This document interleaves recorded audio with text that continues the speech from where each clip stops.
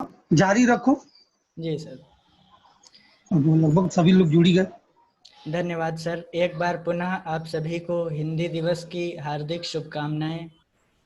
और इस अवसर पर, इस कोरोना काल के इस निराशा के दौर में, जब हम महाविद्यालय में अपने प्राध्यापकों से नहीं जुड़ पा रहे हैं और एक निराशा को महसूस करने लगते हैं, लेकिन फिर हमारे प्राध्यापक ऑनलाइन क्लासेस के माध्यम से या संवाद संध्या के माध्यम से हम सभी को प्रेरित करते रहते हैं। और हम सभी निराश ना हो, इसके लिए विभिन्न कार्यक्रम, विभिन्न कविता लेखन या कहानी लेखन आदि के लिए भी हमारे राजीव सर हम सभी छात्र छात्राओं को प्रेरित करते रहते हैं, ताकि हम रचनात्मक कार्यों में लगें और अपने मन की निराशा को दूर कर पाएं। और इसी निराशा को दूर करने के उद्देश्य को ध्यान में रखते हुए मैं एक गीत प्रस्तुत करना चाहता हूं। रात रात भर जब आशा का दीप मचलता है, रात रात भर जब आशा का दीप मचलता है, तम से क्या घबराना, सूरज रोज निकलता है। रात रात भर जब आशा का दीप मचलता है, तम से क्या घबराना, सूरज रोज निकलता है। कोई बादल कब तक रविरथ को भरमाएगा, कोई बादल कब तक रविरथ को भरमाएगा। ज्योति कलश तो निश्चित ही आंखों में आएगा। द्वार बंद मत करो, भोर रसवंती आएगी। कभी नशतवंती किरणों का चलन बदलता है, तम से क्या घबराना, सूरज रोज निकलता है। रात रात भर जब आशा का दीप मचलता है, तम से क्या घबराना, सूरज रोज निकलता है। मत दो तुम आवाज, भीड़ के कान नहीं होते। मत दो तुम आवाज, भीड़ के कान नहीं होते। क्योंकि भीड़ में सब के सब इंसान नहीं होते। मोती पाने के लालच में नीचे मत उतरो। मोती पाने के लालच में नीचे मत उतरो। एक गीत से, एक गीत से पीड़ाओं का पर्वत गलता है। तम से क्या घबराना, सूरज रोज निकलता है।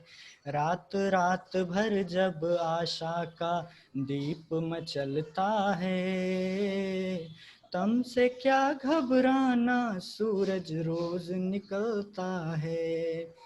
रात कटेगी कहो कहानी राजा रानी की। रात कटेगी कहो कहानी राजा रानी की।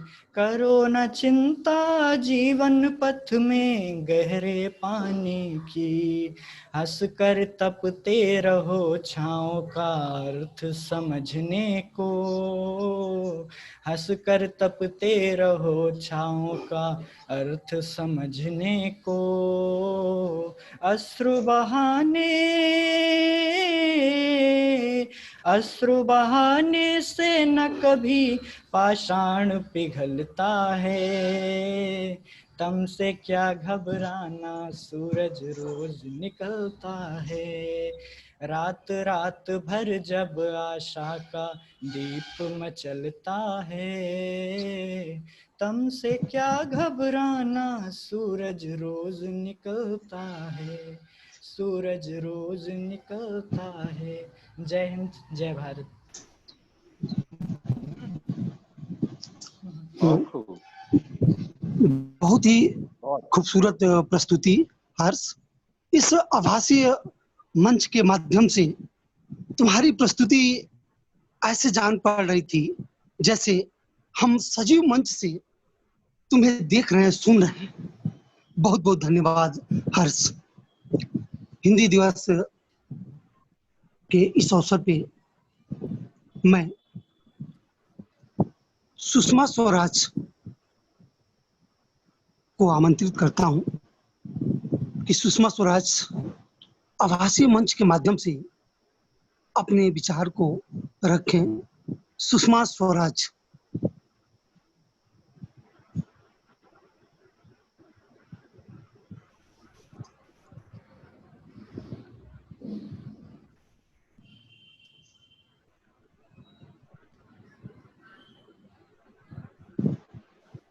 सुषमा स्वराज। सुषमा स्वराज सर कनेक्टेड नहीं है। अभी कनेक्ट नहीं है, कनेक्ट नहीं है इसमें। नहीं सेकंड टाइम में आई थिंक हेलो। बहुत सारे लोग कनेक्ट नहीं हो पाए हैं। जी हाँ जी हाँ जी हाँ। जी जी।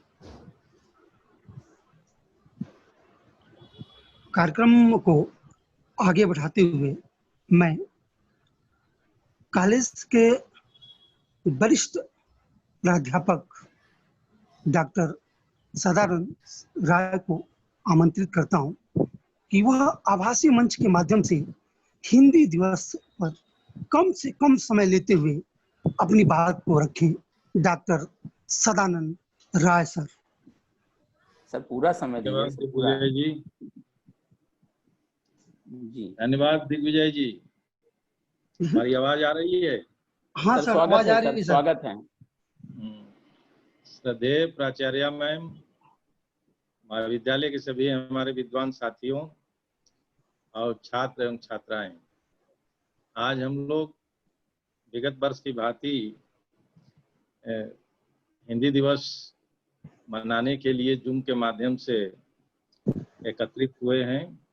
ये जैसा कि चर्चा में भी सब लोगों ने कहा कि 14 सितंबर को हिंदी दिवस मनाया जाता है, तो आज के दिन हमारे पूरे देश में, चाहे वो केंद्र सरकार के कार्यालय हो या राज्य सरकार के हो या सभी स्कूलों में, खासतौर पर महाविद्यालयों में हिंदी दिवस का आयोजन किया जाता है। हिंदी हमारी राष्ट्रभाषा है। इसकी मान्यता 14 सितंबर 1949 में संविधान सभा के समिति के सभी सदस्यों ने एक स्वर में इसको मान्यता प्रदान की और इसके प्रचार प्रसार के लिए जो हिंदी मातृभाषा समिति है, ये वर्धा के अनुसार अनुरोध पर 1953 से हर साल जो है देश में हिंदी दिवस के रूप में मनाया जाता है। हिंदी हमारी राष्ट्रभाषा है। इसको ये 1949 में इसको मान्यता मिली और 50 से ये जब संविधान लागू हुआ तो ये लागू भी हो गया हिंदी को, और इसके प्रचार प्रसार किए जाते हैं पूरे देश में। लेकिन खास तौर पर जो अभी जैसा कि कहा भी गया, लोगों ने कहा कि उत्तर भारत में तो इसका प्रचार प्रसार ज़्यादा है, लेकिन दक्षिण भारत में भी उतना नहीं है, जबकि इसका प्रचार प्रसार जो है पूरे देश में होना चाहिए। इसको मान्यता प्रदान करने में मुख्य रूप से राजेंद्र सिंह का को श्रेय जाता है। उन्होंने उस समय के जो हिंदी साहित्य के कवि थे, आचार्य प्रसाद द्विवेदी, काका कालेलकर और सभी साहित्यकारों के सहयोग से उन्होंने इसको राष्ट्रभाषा के दर्जा दिलवाया। हिंदी जो है उस समय से एक तरह से कहिए तो हमारे देश में कामकाज की भाषा दो रह गई है, एक हिंदी है और दूसरा अंग्रेजी। लेकिन मेरा मानना है कि जब तक कामकाज की भाषा जब तक एक नहीं होगी, तब तक पूरा जो है हिंदी का विकास संभव नहीं है। वैसे तो मनाया जाता है, हर साल मनाया जा रहा है हिंदी दिवस, लेकिन मेरा मानना है कि पूरे देश में कामकाज की भाषा अगर हिंदी में कर दिया जाए कि हिंदी ही अनिवार्य हो, तो निश्चित रूप से इसका विकास बढ़ेगा। अभी अधिकांश कार्यालयों में देखा जाता है कि हिंदी के जगह अंग्रेजी में ही जो है कार्य हो रहे हैं। जैसा कि अभी सुप्रीम कोर्ट ने भी अपने एक आदेश में कहा था कि जो हमारे यहाँ जो फैसले आते हैं वो प्रायः अंग्रेजी में ही होते हैं। तो अंग्रेजी में फैसला आता है, मान लीजिए कोई किसी चीज के लिए हम बात किए हैं और फैसला अंग्रेजी में आया है, तो हमारे देश के काफी लोग जो हैं उसको फैसले को समझ नहीं पाते हैं, क्योंकि वो अंग्रेजी में होता है। तो जब अंग्रेजी में होगा तो हम समझ नहीं पाएंगे, तो फिर वकील के माध्यम से ही उसको हम समझते हैं, या जो वकील बता दिया उसी को हमने मान लिया। लेकिन यदि उसी फैसले को अगर हिंदी में अगर आने लगे तो हमारे देश के सभी लोग उसको जो है पढ़ के समझ सकते हैं और क्या फैसला हमको मिला। लेकिन जब तक ऐसी भाषा, कामकाज की भाषा हिंदी नहीं रखी जाएगी, तब तक ये समस्याएं आती रहेगी। और भी कार्यालयों में है ये स्थिति कमोबेश, जहाँ पर कि बहुत सी चीजें जो है अंग्रेजी में ही आती है, और वहाँ समस्या खड़ी हो जाती है कि अंग्रेजी में कौन जो है इस फैसले को या इस आर्टिकल को या जो भी आया है लिखकर, उसको कौन अच्छी तरह से समझ लेगा और कौन अच्छी तरह से उसका जवाब देगा, उसी को वो चीज मार्क किया जाता है कि ये आप देख लीजिए। और यदि हिंदी में ही हो तो हमारा मानना है कि सभी लोग उसको समझ लेंगे और सभी लोग उसको जवाब भी देने के मुकाबिल हो भी सकते हैं।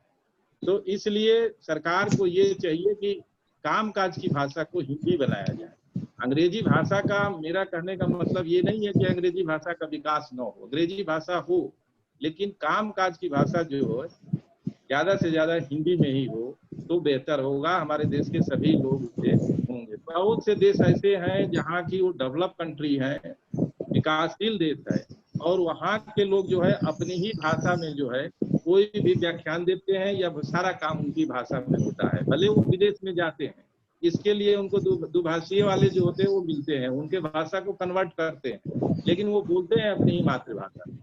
और एक हम लोगों का देश है जो कि ज्यादातर अंग्रेजी में ही इस बात का प्रयोग हुआ है। जो हम लोग गुलाम रहे अंग्रेजों के, और उनके जाने के बाद भी वो गुलामी का जो प्रतीक है वो बना रहा। या तो शुरू से ही अंग्रेजी को ही मान लिया गया होता कि नहीं अंग्रेजी ही रहेगी, तो भी अंग्रेजी का और ढंग से विकास होता। लेकिन हिंदी को जब मान्यता मिली और अंग्रेजी में काम हो रहे हैं, तो सारे लोग इससे जो है लाभ नहीं उठा पा रहे हैं। तो इसलिए मैं हिंदी दिवस के अवसर पर ये कहना चाहूंगा अपने साथियों में कि यदि बेहतर होता तो हिंदी में सारे कार्य होते। जैसे उत्तर प्रदेश के सचिवालय का, शासन का सारा कार्य लगभग हिंदी में है, तो इस तरह से केंद्र सरकार का भी कार्य, जैसे यूजीसी वगैरह का कार्य है, उसको भी हिंदी में आए तो बेहतर होता। लेकिन अभी जो है हमारा यूजीसी का जितने भी आते हैं चिट्ठी या पत्र जो भी हो, तो सब अंग्रेजी में आते हैं, तो ये समस्याएं थोड़ी बनी रहती है। इसलिए मेरा कहने का मतलब है कि हिंदी को ही कामकाज की भाषा बनाई जाए, जिससे हिंदी का विकास भी हो और राष्ट्र का भी विकास हो। और वैसे तो ये सरकार का भी आया था आदेश है कि अब सभी सरकारी कर्मचारी के बच्चे जो है सरकारी स्कूल, माने अधिकारियों के बच्चे सरकारी स्कूलों में ही पढ़ें। लेकिन प्रायः ये देखा जाता है कि सरकारी स्कूलों में कम पढ़ते हैं, वो सब पब्लिक स्कूलों में अपने बच्चों को डाले रहते हैं। और इस तरह से एक देश में हम ये भी देखते हैं कि एक स्टेटस सिंबल भी बना हुआ है अंग्रेजी। जो अंग्रेजी बोलता है वो अपने आप को अंदर से गौरवान्वित भी महसूस करता है और उसको लगता है कि हम कुछ जानते हैं, जबकि भाषा है हिंदी और अंग्रेजी भाषा, लेकिन वो चूंकि यहाँ हिंदी बोलने वालों की संख्या खासतौर पर उत्तर भारत में बहुत ज्यादा है और अंग्रेजी बोलने वालों की संख्या कम है, इसलिए जो है ये वो अपने आप को एक स्टेटस सिंबल भी बन गया है और अपने को वो समझते हैं कि हम हाई सोसाइटी से बिलोंग करते हैं। इवन हम ये तो गांव समाज की बात या शहर की बात, नगर की बात मैं बता रहा हूँ। सर समय की मर्यादा को ध्यान में रखें। हाँ, ये बात आप सही कह रहे हैं। ठीक है, तो ये हिंदी दिवस पर मेरा यही कहना है कि हिंदी को कामकाज की भाषा बनाई जाए और ज्यादा से ज्यादा इसका प्रचार प्रसार किया जाए, तभी देश का विकास संभव होगा। धन्यवाद। बहुत बहुत धन्यवाद सर। अब कार्यक्रम के अगले क्रम में मैं महाविद्यालय परिवार के छात्र आलोक त्रिपाठी को आमंत्रित करता हूं। आलोक त्रिपाठी।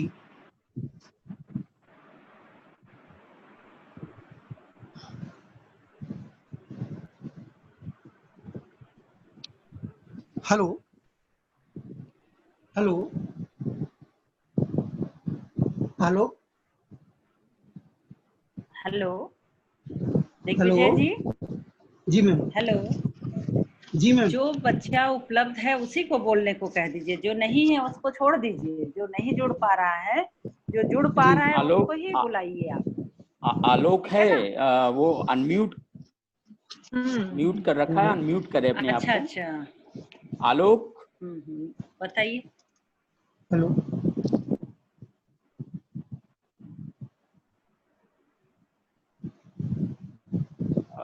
दिग्विजय सर आगे आप बढ़ाइए सर। ख्याल से वो है। सारे बच्चे सर अनम्यूट किए हुए हैं और उनको आवाज पहुंच नहीं पा रही।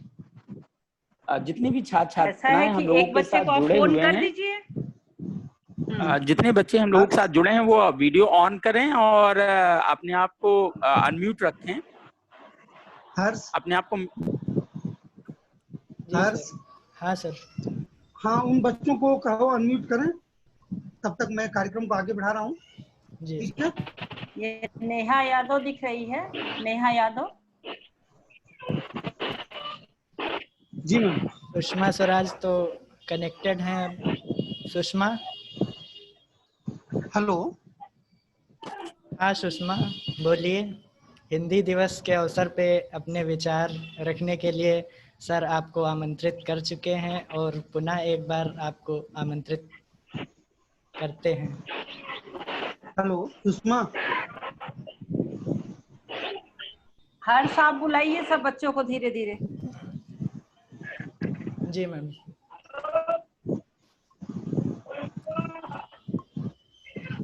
सुषमा। हेलो। हाँ सुषमा, अपने विचार प्रस्तुत करने के लिए आप आमंत्रित हैं।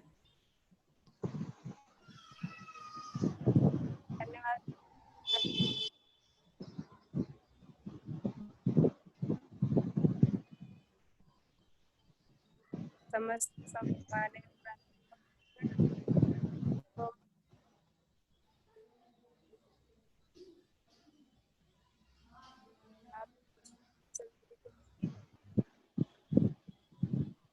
आप जैसा कि ने बताया 1949 भाषा को राष्ट्रभाषा के रूप में चयनित किया गया।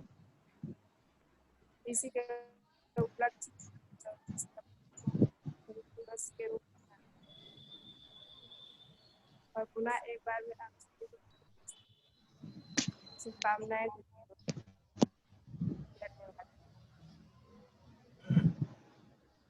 धन्यवाद सुषमा, आपने हिंदी दिवस के अवसर पे अपने विचारों को प्रस्तुत किया। अब आलोक त्रिपाठी भी हमारे साथ उपस्थित हैं इस समय, अगर अपने विचार रखना चाहते हैं। आलोक त्रिपाठी, यदि आप हिंदी दिवस के अवसर पे अपने विचार प्रस्तुत करना चाहते हैं तो आपका स्वागत है। और ब्रजेश कुमार भी बड़े ही उद्यत रहते हैं बोलने के लिए, कह भी रहे थे कि पिछले शिक्षक दिवस कार्यक्रम में हमने बुलाया नहीं उनको, तो वो भी, उनका भी स्वागत है। अगर आप अपने विचार प्रस्तुत करना चाहते हैं हिंदी दिवस के अवसर पे तो आपका स्वागत है। ब्रजेश। हेलो ब्रजेश, आवाज आ रही है? Hello Brajesh. I think network issue है और क्योंकि सभी के साथ ये दिक्कत आ रही जो भी बांगरमऊ में है, तो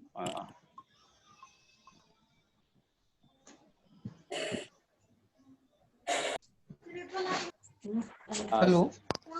हाँ जी सर, दिग्विजय सर आगे कार्यक्रम को बढ़ाइए। और जी जी, अब कार्यक्रम को आगे बढ़ाते हुए मैं विद्यालय परिवार की इतिहास विषय की मर्मज्ञ रंजना सिन्हा मैडम को मैं आमंत्रित करता हूं कि वह आभासी मंच से हिंदी दिवस पर अपने विचार को रखें, समय की मर्यादा को ध्यान में रखते हुए।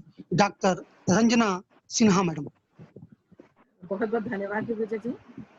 परम आदरणीय प्राचार्य महोदय, मेरे साथियों, मेरे प्रिय बच्चों, प्रिय छात्र छात्राओं, आज आप सभी को हिंदी दिवस की हार्दिक शुभकामनाएं।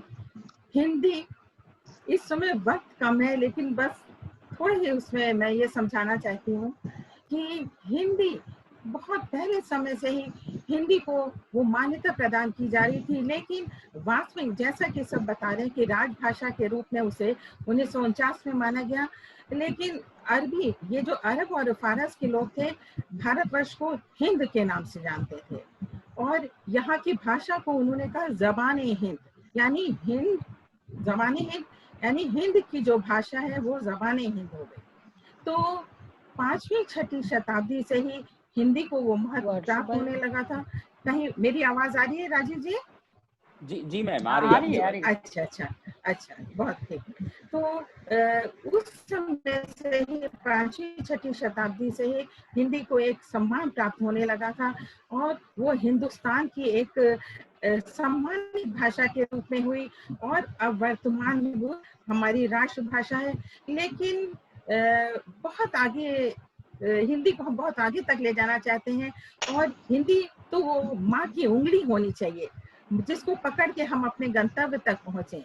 लेकिन ये बड़े दुख का विषय है। ठीक है, हिंदी को जगह जगह हम मान्यता दे रहे हैं, सरकारी कार्यालयों में भी हम ये चाहते हैं कि हमारी भाषा जो है वो हिंदी है, लेकिन ये भी सच है कि दूसरी भाषाओं को भी सम्मान मिलना चाहिए, दूसरी भाषाओं को भी सम्मान मिलता है, लेकिन बहुत हिंदी पे भी ध्यान देना बहुत जरूरी है, क्योंकि जब उसे दोयम दर्जा मिलता है, जब अपने ही देश में वो पराई होती है, तो वो हमारे लिए स्थिति बहुत बुरी होती है। और ये सच बात है, निज भाषा उन्नति है सब उन्नति के मूल, निज भाषा उन्नति है सब उन्नति को मूल। जो अपनी भावनाओं की अभिव्यक्ति है वो अपनी भाषा में हो सकती है। हमारे आंसुओं की बोली है हिंदी, हमारी खुशियों की बोली है हिंदी, तो हिंदी का सम्मान कीजिए। वर्षों तक ये हिंदी दिवस मनाता रहे हम लोग, इसी तरीके से हर्षोल्लास से संपूर्ण जन समूह उसको मनाता रहे, उसको मान्यता प्राप्त हो, उसको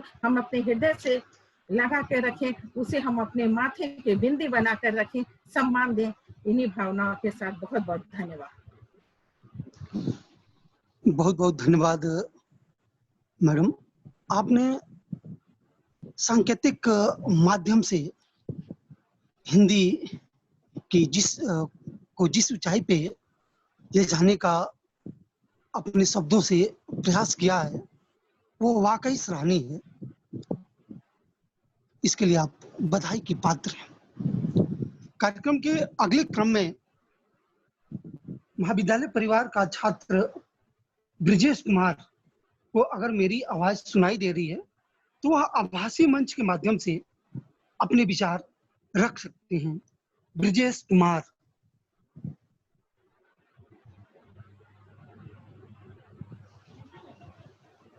हेलो ब्रिजेश, आवाज सुनाई दे रही है?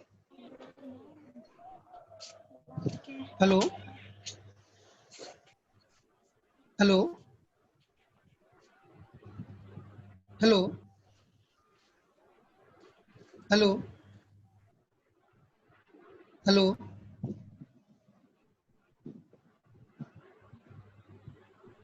वो कनेक्टेड नहीं है सर। आवाज एक नेटवर्क का इशू है, इसलिए वो आई थिंक वो रिस्पॉन्स भी नहीं कर रहे हैं जी। अब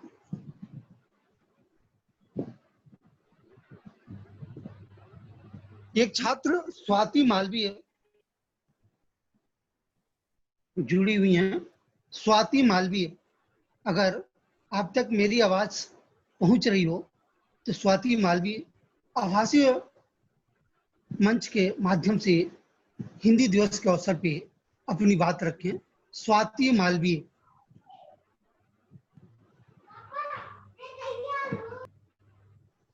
हेलो, लग रहा स्वाति जुड़ नहीं पा रही हैं। कार्यक्रम को निरंतर आगे बढ़ाते हुए मैं महाविद्यालय परिवार के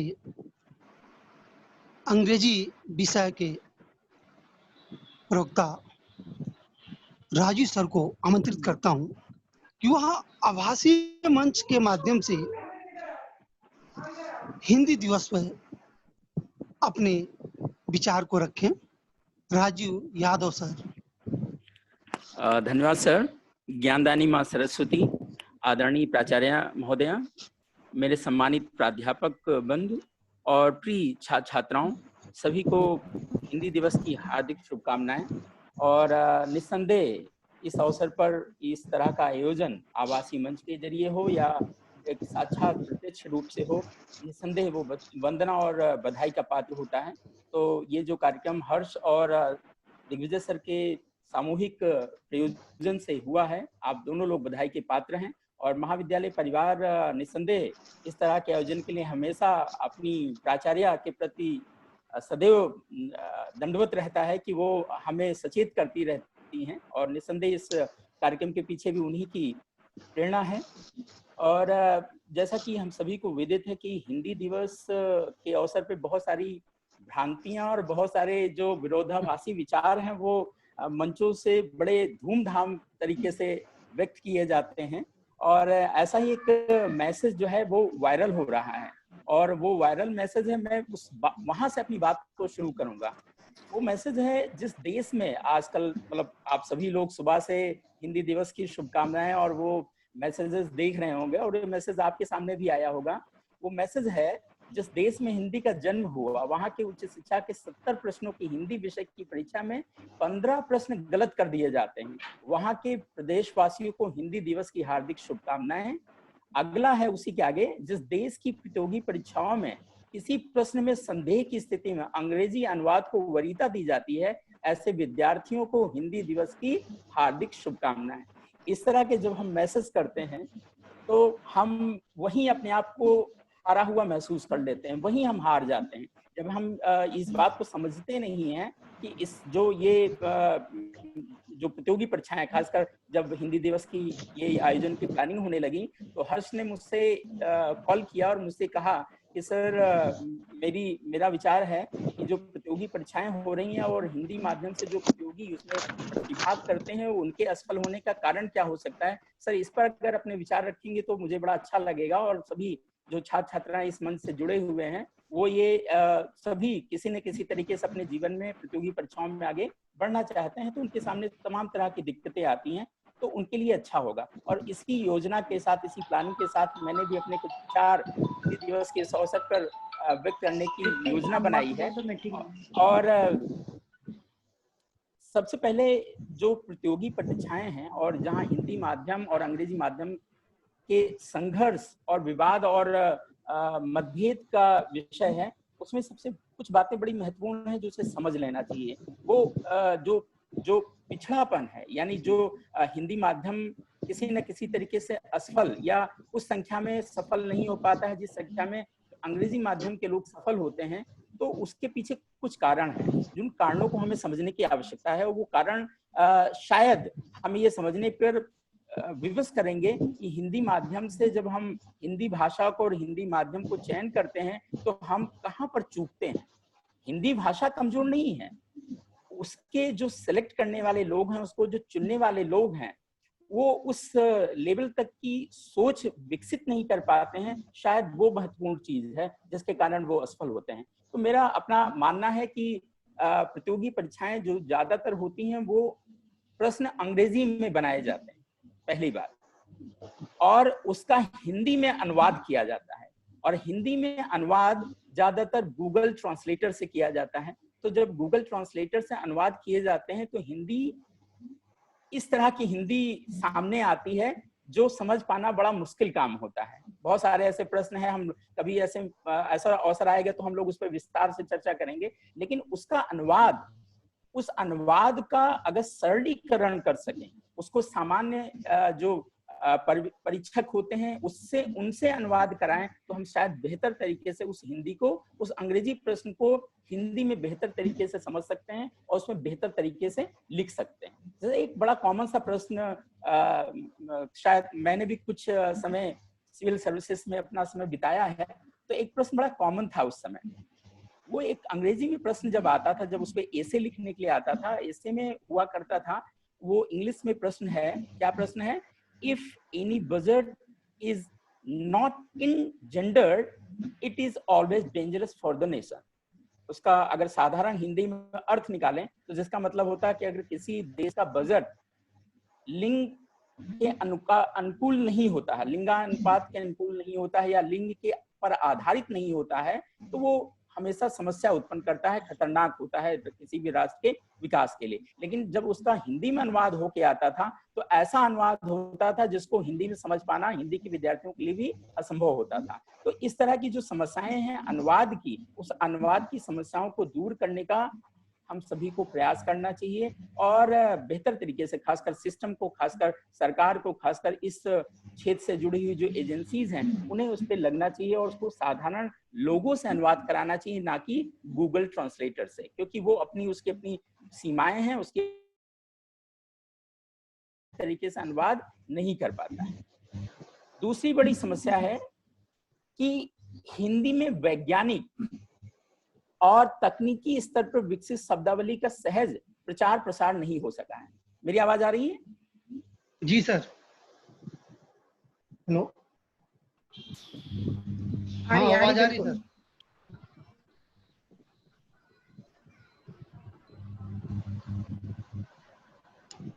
हेलो हेलो,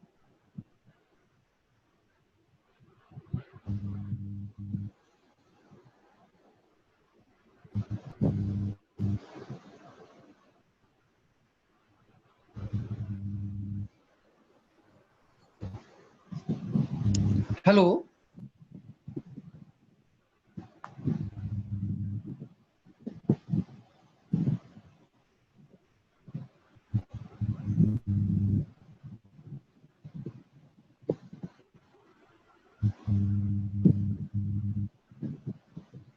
हेलो। मेरे ख्याल से नेटवर्क की प्रॉब्लम हो गई है राजीव जी के वहाँ।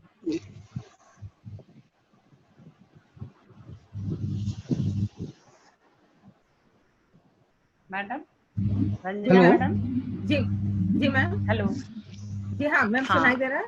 नेटवर्क प्रॉब्लम लग रही है। हाँ, नेटवर्क प्रॉब्लम लग रही है और आप इसको अपना समाप्त करें अब। ठीक है, बच्चों को भी आवाज नहीं जा रही है। जी हाँ, सुन नहीं पा रहे। हाँ मैम। अब इसको समापन की ओर ले जाइए क्योंकि बच्चे जुड़ नहीं पा रहे हैं। ठीक ठीक ठीक ठीक। बहुत बहुत धन्यवाद राजू सर।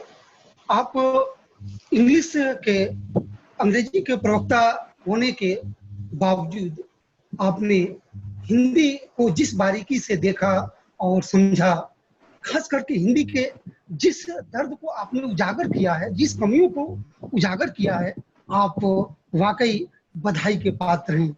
आप अंग्रेजी के प्रवक्ता होते हुए भी आपका दिल हिंदुस्तान और हिंदी में बसता है, इसके लिए आप बधाई के पात्र हैं। अब कार्यक्रम बिल्कुल अगले और अंतिम दौर में है। मैं सभी विद्वत साथियों और छात्रों का हृदय से आभार प्रकट करता हूं कि आप सभी ने अपना बहुमूल्य समय निकाल करके इस हिंदी दिवस के आयोजन को सफल बनाया। इसमें महती भूमिका हमारे कॉलेज की प्राचार्या मैम, हमारे वरिष्ठ शिक्षक और हमारे छात्र छात्राएं, जिनका अमूल्य समय इस हिंदी दिवस के लिए उन्होंने दिया, इसके लिए वाकई बधाई के पात्र हैं, धन्यवाद के पात्र हैं। मैं अब प्रिंसिपल मैम से कार्यक्रम की समापन की अनुमति चाहता हूँ। हाँ, धन्यवाद दिग्विजय जी। मैं अपना डिस्कनेक्ट हो गया था। अच्छा अच्छा अच्छा, कंटिन्यू करेंगे राजीव। मैं बस दो मिनट अपनी बात कह के समाप्त करूंगा। बिल्कुल बिल्कुल बिल्कुल कहिए राजीव सर। बस जी हाँ जी बस मैं अपनी बात शुरू करता हूँ। और जो मैं कह रहा था कि तकनीकी और वैज्ञानिक तरीके से आवाज आ रही जी जी जी वैज्ञानिक और तकनीकी स्तर से जो भाषा शब्दावली हमने विकसित किया उसको हम उसका प्रचार प्रसार नहीं कर पाए। इसलिए अभी भी वैज्ञानिक विषयों में और ऐसे जो विज्ञान के विषय हैं उन विषयों में अभी हम अंग्रेजी के शब्दों पर बहुत आधारित हैं, बहुत निर्भर करते हैं। इसी वजह से शायद हम अंग्रेजी को इस हद तक आत्मसात कर लिए हैं कि हिंदी भाषा का विकास पूरी तरह से नहीं कर पाते हैं। तो वैज्ञानिक विषयों में, विज्ञान से संबंधित विषयों में भी हमें शब्दावली का कार्य से प्रसार करना चाहिए, उसको उतना परिमार्जित और उतना शुद्ध करना चाहिए कि वो अब आम जनमानस की भाषा बन सके।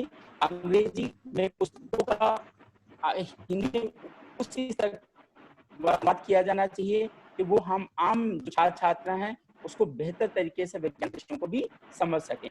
तो बहुत सारे ऐसी बात हैं, लेकिन बहुत कम समय है। मैं सिर्फ ये कहना चाहूंगा कि अंग्रेजी का इस तरीके से हम लोग निरादर न करें और हिंदी को इतनी सशक्त करें, इतना मजबूत करें कि हर जब वक्ता हिंदी में बोले तो वो महसूस करे कि वो हमारे हृदय तक वो बात जा रही हो।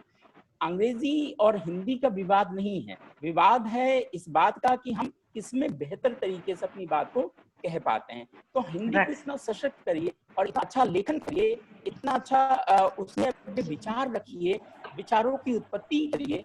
और उससे भी बेहतर है कि हम ज्यादा से ज्यादा साहित्य को पढ़ें। जब हम ज्यादा से ज्यादा साहित्य को पढ़ेंगे, ज्यादा से ज्यादा लेखन करेंगे हिंदी का, तो हिंदी इस तरीके से होगी हम धीरे धीरे करके अंग्रेजी को आम बोलचाल की भाषा से दूर करके कामकाजी भाषा से दूर करके अंग्रेजी को, हिंदी को और सशक्त कर पाएंगे। मैं इस लॉकडाउन के दौरान कोविड-19 का जो ये त्रासदी आई, इस दौरान मैंने करीब 25 कविताओं का लेखन किया और हिंदी विषय में किया और इंग्लिश विषय में भी मैंने की, इंग्लिश लैंग्वेज में भी किया और हिंदी विषय में मैंने करीब 25-30 कविताओं के आसपास, और मैं उसकी पुस्तिका भी निकालने जा रहा हूँ। और बहुत अच्छी बात, उसी क्रम में मैं आज मैंने एक कविता लिखी है और मैं इस हिंदी दिवस के अवसर पर आप सभी